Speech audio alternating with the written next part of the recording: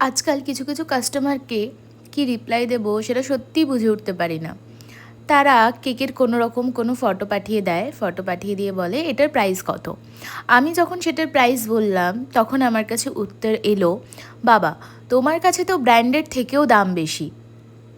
এই কথাটা ঠিক কী রিপ্লাই দেওয়া উচিত আমার সত্যি বিশ্বাস করো জানা নেই।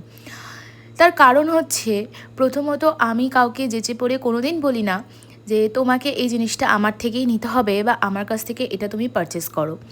তোমরা তোমাদের মন মতো আমাকে কাজ পাঠাবে আর আমি সেটার যেটা প্রযোজ্য ন্যায্য দাম সেটা আমি বলবো।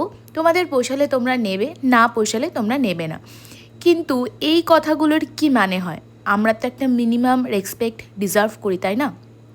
হয়তো আমরা কোনো বড় ব্র্যান্ড নই, কিন্তু এটুকু বলতে পারি একদম ফ্রেশলি, কোনো রকম কোনো প্রিজারভেটিভ ছাড়া একদম ক্লিনভাবে তোমাদেরকে বেস্টটা দেওয়ার অলওয়েজ চেষ্টা করি। জানি না তারপরেও এই কথাগুলো ঠিক কী রিপ্লাই আমার দেওয়া উচিত। যাই হোক, আজকের এই কাজগুলো তোমাদের কেমন লাগলো দেখে অবশ্যই